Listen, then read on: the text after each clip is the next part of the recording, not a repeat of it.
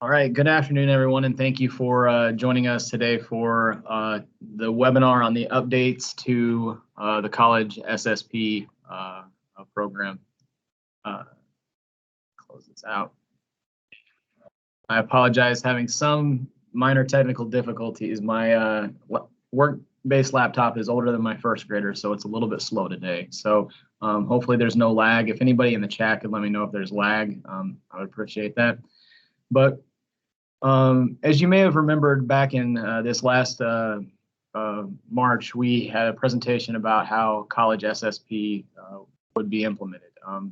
Based on feedback, and we'll talk about the feedback that we received since that presentation, we've made some changes to that. Some you've probably seen, and one I sent an email out about to the financial aid community. So we'll go ahead and cover for individuals who may not have been in the original presentation, information about college SSP, how we landed here, why it is structured the way that we've structured it, and then talk about what this is going to look like for the 21-22 academic year and then moving forward. There will be plenty of opportunity, and I would appreciate hearing from you as we move through this presentation, hear from you about your thoughts, your opinions on how we can best share the information with you all.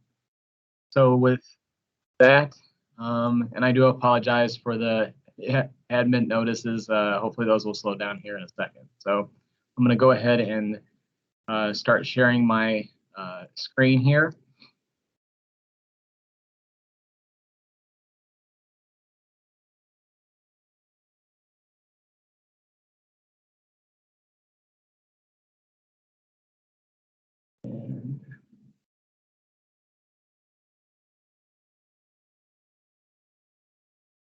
All right, can somebody confirm that they can see at least the title slide for the presentation?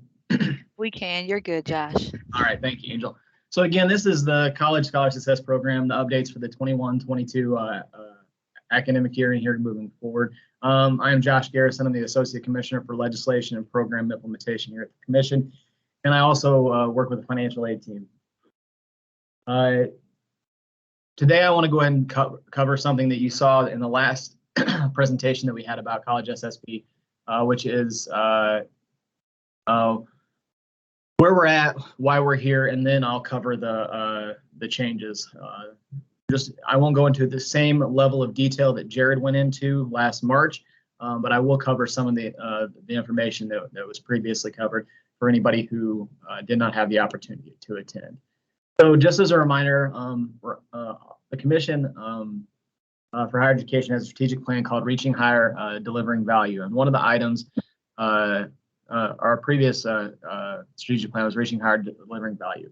Part of that was to extend our high school scholar success program and to the college level. The reason for that was we've seen significant success at the high school level of students who are participating in that, meeting the GPA requirement and enrolling in post-secondary education. It has been it was a slow start for that program as well, but since its inception, it's been an overwhelming success in making sure that students are meeting the requirements and matriculating to post-secondary education.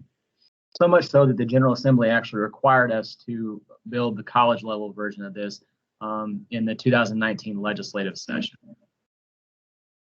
When we were building this, and again, some of you have seen this information before, but as we were building this, we had guiding questions about what we were trying to do here. We didn't want to make this just a check the box. We wanted to make sure that anything that our scholars were engaging in on campus were meaningful, measurable, and accessible. Specifically, we know around the accessible portion, we wanted to make sure there were items on your campuses that they could access to complete these activities. And all of our campuses across the state offered numerous opportunities for either tutoring or support or financial literacy or career engagement. So we wanted to focus around those items. What we wanted to know also was what changes would be the most impactful at the post-secondary level. And you can see the items that we focused on around there. In the development process of the program, of the College Scholar Success Program, we looked at the scholar data that we had on hand.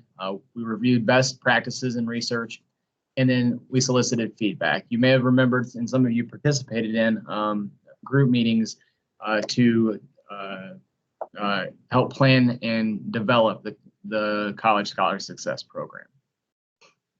When we were looking at the scholar data, one of the things that we noticed was the performance of our scholars across 4 items. Well, 3 items that rolled up into overall college performance. That was retention year to year, year 1 to year 2, on-time completion rates, and extended time completion rates. And what we did see is that our scholars, despite the significant amount of aid and support they receive on our campus, lag Indiana students generally on college retention, on-time completion, and extended time completion. Although they do better than our other non-scholar low-income students. But we know that there's a lot of room to improve, which is why we wanted to focus CSSP around items which could help improve college retention as well as extended time and on-time completion. We looked at the best practice research. We saw from the American Association of Colleges and Universities, the AAC&U, high impact practices for first-year students and for senior students. We reviewed what the information that they had, and that helped inform what we moved forward with. We also looked at the Purdue Gallup Index and what the strongest factors of alumni well-being were. And the 3 that the Gallup Purdue Index found were that they had graduated from college on time, that they had had a mentor or someone on the campus who excited them about learning and actually cared about them on a personal level, and then engaged in some sort of experiential learning, not just an item within the classroom, but an internship, a long-term project, and then extracurricular or service activities. Which led to this final version of the College Scholar Success Program that hopefully you are all aware of and understand the grid here. Within this, we are not, based on the feedback that we received, we are not making any significant changes to this. The only one that you will likely see being changed, and I don't know if you can see my mouse or not, but I'll try to highlight it if you can, is under 2nd, 3rd, and 4th year. We will be changing that from identify a mentor or champion to connecting with your mentor or champion. The goal isn't for them to find a new mentor or champion each year. The goal for these students is actually to work with that individual, to connect with that individual, and have them help them throughout their time on campus.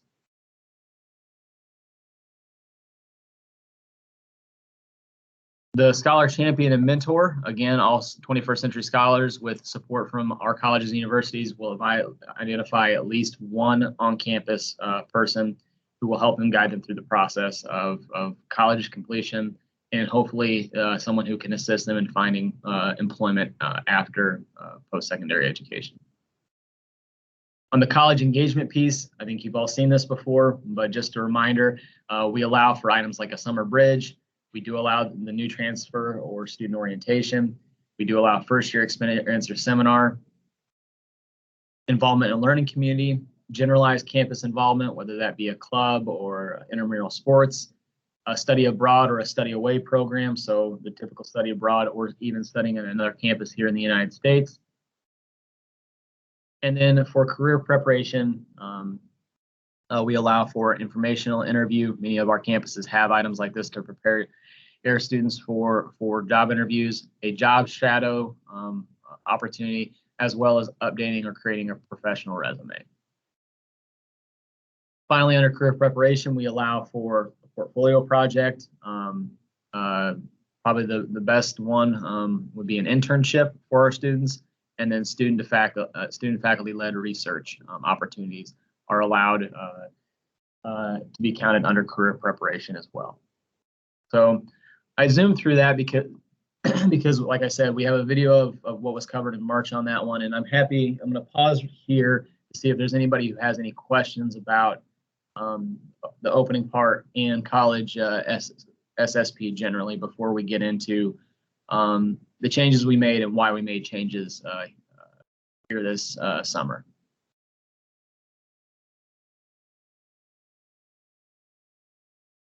All right, doesn't look like there's any questions, so I'm going to go ahead and just jump right into the 21-22 changes for college SSP. So when we presented last March, afterwards, we started receiving additional feedback from you all, from scholars, and various other support staff on the college campuses. The feedback varied from when we should have deadlines to why are we doing this, to the involvement or to the activities that we had. But in reviewing the feedback, it did highlight for us again the impact of the pandemic on the 2019 and the 2020 cohorts. Their ability to complete these items, as well as the impact that the pandemic happening at the end of the pilot process had in logging activities, completing them. Additionally, the pilot process itself created some confusion because students who were not involved in the pilot were then subject to college SSP in the second year, but not the first year. And how did that handle, or how were students to log from the 2019 cohort their first year experience, even though they weren't subject to it? There were numerous questions around that, as well as the original version of college SSP as built in ScholarTrack was very much geared towards your traditional four-year pathway of starting and going 4 years, not taking a gap year, not stopping at any point in time, not finishing your associate's degree and taking time off and coming back. It was very four-year straight focused. And the system, as it was built, really didn't do a great job of handling how students or our scholars actually attend post-secondary education, because many of them do stop out, come back, or take pauses in receiving their scholarship. So based on the feedback that we received, we have changed some of the College Scholar Success Program policies around it, as well as the look and feel a little bit within ScholarTrack itself. And I, like I said, I sent an email out about that about a month ago now with beginnings of what we were doing. And this is an opportunity, hopefully, to share what we've seen. So to begin with, as we announced, the classes of 2019 and 2020 scholars, and when we say 2019 and 2020 scholars, those are scholars whose graduation years from high school were 19 and 20, not scholars who attended post-secondary education starting in 19 and 20. That was their cohort year for high school.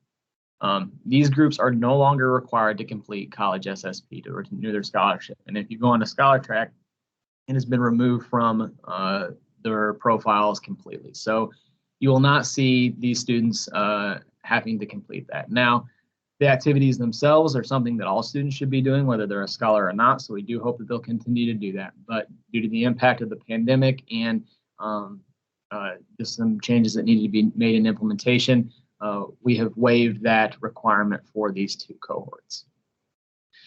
With that said, the CSSP requirement does apply to those who recently graduated high school, and it will apply to all groups subsequent from that. And as I stated on the last on the beginning part of this slide, it's important to understand that the 2021 cohort means any scholar who graduated high school as part of that 2021 group, not scholars who start post-secondary education in the 21-22 academic year. So scholars who take a gap year would be considered 21 cohort. Subsequently, that a 2020 scholar who took a gap year would still be a 2020 scholar and not subject to SSP. I'm going to pause there real quick, and if you see me look off to the side, it's because the presentation's on this screen and the comments and you all are on this one. So any questions or comments so far, you can either put in the chat or come off mute and share.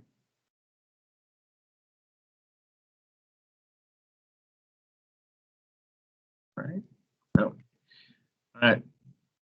In addition to the waiving the requirement for those two cohorts, there are changes that we have made to when scholars are subject to the CSSP activities and when they must log these activities.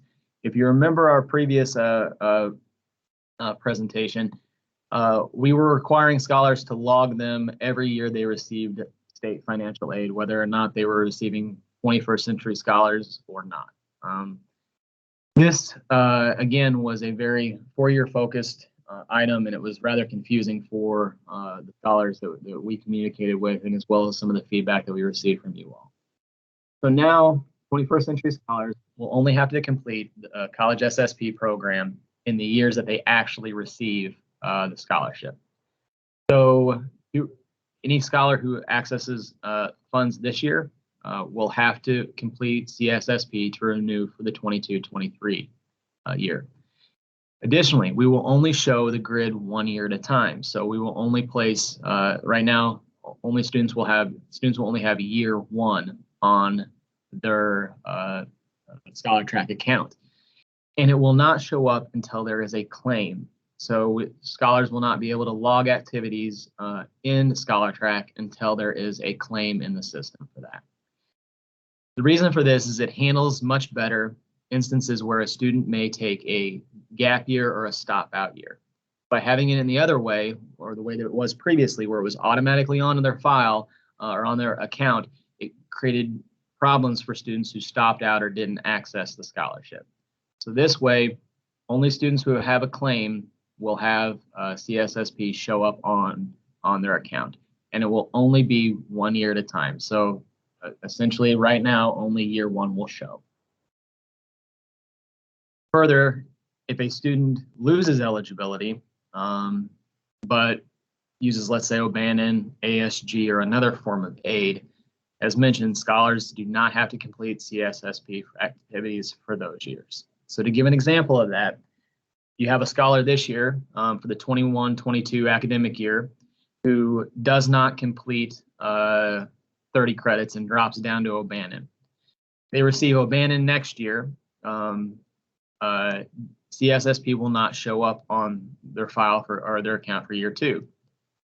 Let's say for 22-23, they hit the 30 credits. For 23-24, sounds weird saying 23-24, but for 23-24, year 2 of college SSP will show up for them to renew for the next year. So essentially, they will still have used 3 years of aid, but they will have only been required to complete 2 years of college SSP. That being due to scholars only completing it in the years that they receive the scholarship. I'm going to pause there because that can be kind of confusing. I think we made it simpler, but any questions so far about when CSSP will show up? And I'll also show visuals of this here in a second. So any questions about that?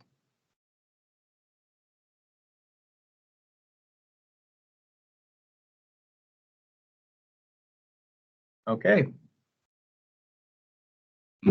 Moving on. There were also questions about how scholars can log these activities, when they can log them, when they can complete the activities. So the way that we are working with Scholar, or what we're going to do with Scholar Track, is that any scholar may log an activity completed May of the year that they were supposed to graduate high school or later.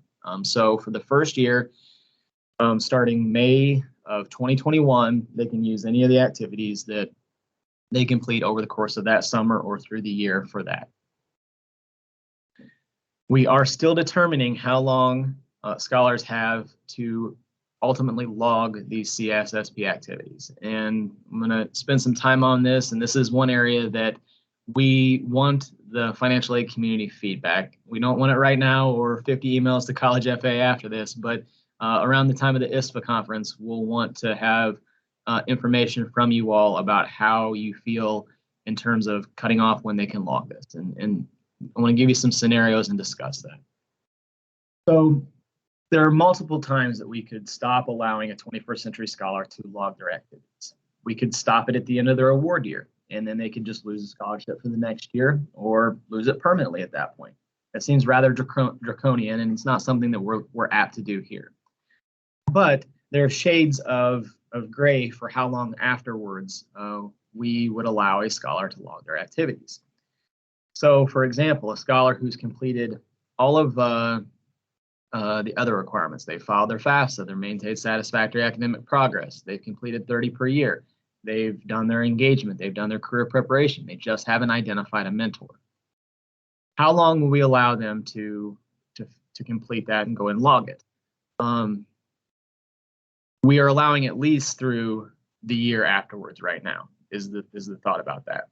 The question we have to you all, again, is Do we cut them off that year, the next year for the following year of 21st? Do we cut them off permanently if they haven't completed within 2 years? Or do we just continue to leave this open-ended for a while? There are many questions about how that could work. One of the things that was also a logic change that I don't think I mentioned previously is under the original model of this, we would not create an O'Bannon Award for these individuals if they just had an outstanding CSSP activity. Thought being now is that we will create now an O'Bannon Award for these individuals if they are just missing one of the activities, and then we would allow them to complete that. That would have some repackaging issues on your end, but it would be an opportunity for them to ask why they received one rather than the other. But again, this is something we will want feedback on your all's opinion over the course of the next few months. We plan on building the logic for year 2 and the year 2 visual in early to mid-spring. The visual aspect of it isn't difficult. We'll just duplicate year 1 and make that available. The question will be the logic around how we do this. And again, this is something we want to work with the financial aid community to see what their opinions are on when we allow for students to access the scholarship. So with that, I'm going to pause again before I get into some of the base level visuals that we have of Scholar Track. Any questions so far?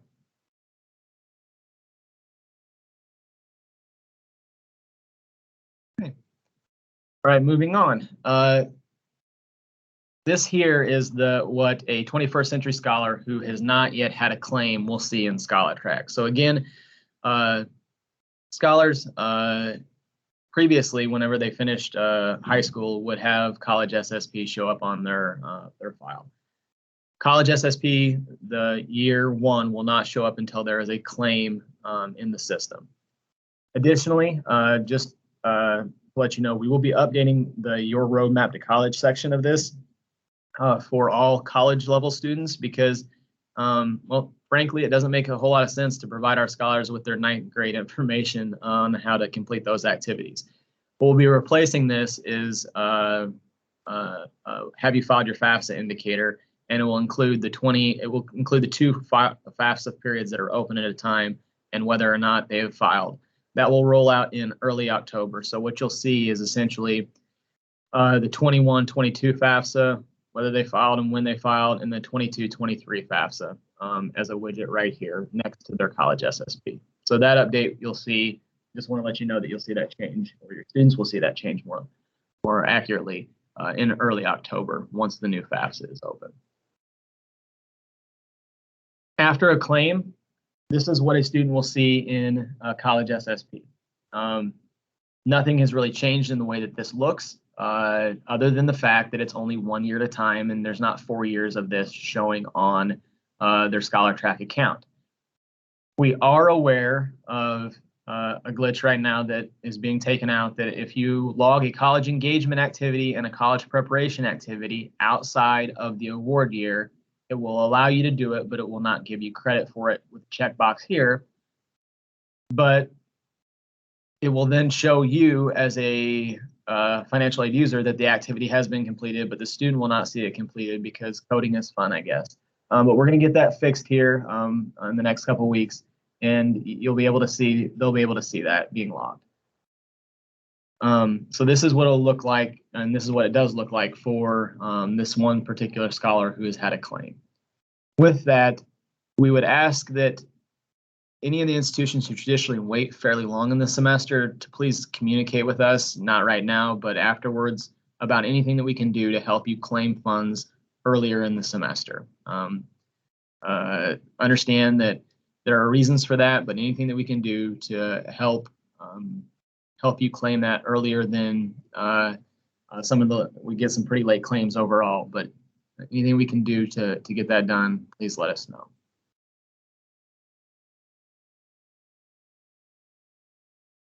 With that, I'm going to jump into tracking CSSP completion. So how do you, as a financial aid community, check that your students on a mass scale and on an individual scale have completed college SSP. So the first one is from the college SSP report. You can pull a report within ScholarTrack that shows you who has and who has not completed CSSP activities. So what you can see on this file here is it does have, I apologize, I do want to go back and highlight something that I did not highlight on this. If you remember the old college SSP, there were 6 activities on here. It included the file the FAFSA, it included SAP, and it included credit completion. The file of the FAFSA portion of that will be replaced with what I talked about over here. The SAP aspect we're removing from this list because we don't actually get that information from most institutions. So the box just remains blank, and we received numerous questions about that, and I think you all did as well. So we're removing that from the list of the 6 items. The final one, credit completion, we could include, but the problem with that is that most students meet that so late in the year that it raises numerous questions that are unnecessary until the summertime. So that will be addressed. If you know the credit completion widget that we already have within the student's account, it'll show there. So did want to highlight that we have removed those 3 boxes from this, predominantly due to students having questions about why they were there in the first place. The one that we do find beneficial, like I said, would be the FAFSA filing, but that will be moving to where your roadmap to college is. Again, tracking CSSP completion. On this file, you'll be able to pull in ScholarTrack, and what I want to highlight for this is when you do pull this file, make sure you're putting the cohort year in and not just leaving it blank, because that will slow it down, because I know that some institutions were having trouble with this. We've pared it down pretty significantly, allowing for the file to be pulled on a much quicker basis. I've pulled Ivy Tech, I've pulled IUs, and they're coming in fairly quickly, even on my 7-year-old computer here. So you'll be able to get that on yours. We have on the file now the Identify Mentor or Champion, the college engagement, college preparation, and we did leave FAFSA, file the FAFSA on there because we'll be able to see that.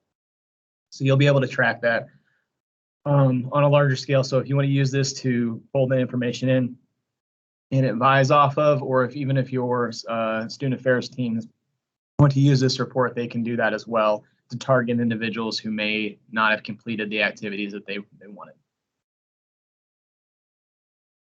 The second way that you can track CSSP completion is through the information file, and some of our larger institutions have talked about how they've automated or plan on automating this. So I apologize that column DV is a little large here, but overall on DW, overall college SSP status incomplete for these students, and it will have the 3 activities that they need to complete to renew for the 2022-2023 academic year. So as these are completed, you'll see these fill in. So whenever you pull the information file, if you just pull a 21st file, it will have this on the file. It does already have this on the file, and you'll be able to advise off of that. Or those of you that are automating can push even email notifications from this process. And if you have any questions on where to find that on the information file, I can help you find that, or our team can help you find that.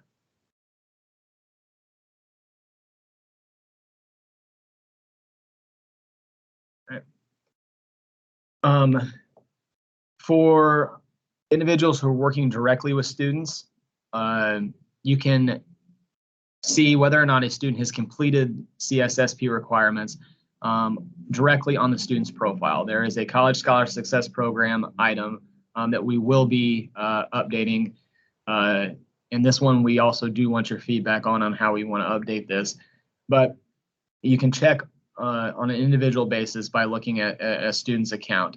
We would be leaving the FAFSA filing requirement out on this one. We will be removing credit completion requirement and maintain satisfactory academic progress from this as well, due to the fact that We don't really ingest the SAP stuff. I could be persuaded to leave the credit completion requirement on your side of things when you look at that for next May, if that would make that easier. Please let me know if that's something you'd like us to keep in there. But we will be removing the maintain satisfactory academic progress from the file itself. One last thing I do want to highlight, because we're going to be building this 1 year at a time. Like I said, we're going to build this out from year 1 to year 2 to year 3. So just to give you an example of this, that I mentioned that back here that we will be building year 2 logic in spring 2022. We'll be building year 3 in spring 2023 and updating any issues that we see during that time. One of the questions that comes up as we discuss this is how you track not only students who are renewing for the next year, but how do you find students who may have stopped out, who may not have used 21st at your institution and have transferred in, and may have outstanding activities such as their college engagement or their identify a mentor or any of these items that if they just completed that, they would be able to access the scholarship. We don't plan on building a new report like this, at least for now, to identify students who may be at your institution who used 21st previously and lost eligibility due to the 3 activities. However, we will be building a status within 21st where you can see that the reason they're not receiving the scholarship is not completing college SSP for a prior year. So that will be built into the logic when we develop the finalized version of that here in the spring. Ultimately, the goal of all of this was to make the whole process simpler for students, much more step-by-step, and that it would follow the actual enrollment patterns of our 21st century scholars rather than the traditional 4-year process. So I've talked at you for about 34 minutes straight. With that, are there any questions, comments, concerns? And then before we're done today, I do want to mention the Minority Teacher Scholarship. I have a request around that, but any questions, comments, concerns?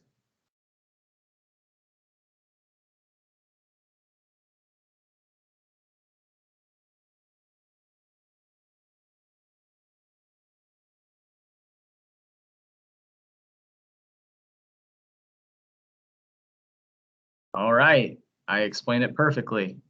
So, all right. Well, with that, if there are no questions, you have my email here. You can go ahead and shoot me an email on those. I do want to mention our Minority Teacher Scholarship. We have some students who have not yet been approved within ScholarTrack or denied from your institutions. If you could please, as soon as possible, go in and approve and deny any outstanding Minority Teacher Scholarship applications. One of the positive things that we have this year is that we've moved funding from the Next Generation Hoosier Educator Scholarship over to the Minority Teacher Scholarship. And we were able to do that because some Next Gen students stop out a year early, or graduate a year early, and enter the teaching profession. And unfortunately, some stop pursuing the scholarship. What we've been able to do is move funding from that pot of money over to Minority Teacher Scholarship. And this program, which has been historically not able to offer anywhere close to the full amount, is going to be able to offer this year closer to the full amount. But we can't do that until we see whether or not individuals are approved. If they are not approved here by Monday, it's unlikely we're going to be able to award those students. So please, please, please go in and let us know whether or not the students are pursuing education on your campus or not, so that we're able to get the funding out to them as soon as possible. And although it's not legislative season yet, one item I do want to put on your radar that will be different, or what we are planning on doing, pertains to the minority teaching, the Early Nestler Rogers minority teaching stipend and the high needs field teaching stipend. Right now, those are paid directly to the students. rather than under a traditional financial aid structure. We will be looking to move them to a traditional financial aid program in the fall of 2022-2023. That does take legislative action, and we will work with your government relations to talk about what that entails. The reason we're switching that over is for every single one of the stipend recipients, we have to make them a vendor with the state. And what ends up happening is it's very time consuming. Students often do not get their funding because of the process until later in the semester, and it causes them significant confusion when they're submitting bank statement or bank information and their social security card.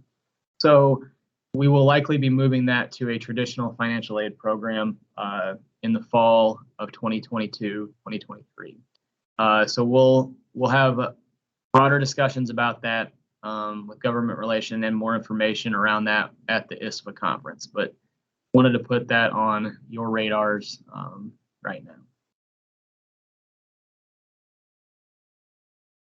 Okay, first one, are you going to be extending the FAFSA deadline for 21-22? You had mentioned if 21st funds were not all spent, you would look at it in October. Yep. So we are looking at our spend so far within 21st and O'Bannon, and we will be considering here next month whether or not we will extend the deadline past May 15th, which is our current FAFSA filing deadline. Numerous factors are going into that. One of the things that we have to see is, or what's been one of the positive things is with ScholarTrack, and as you all have become more familiar with it, you've been able to claim at an earlier basis. So I think that's a good thing. But need to check on spending levels compared to previous years and based on numbers that we can see. I anticipate that we will be able to extend it out at least a little bit, but we'll have more information about that in October and how that will be implemented. Good question.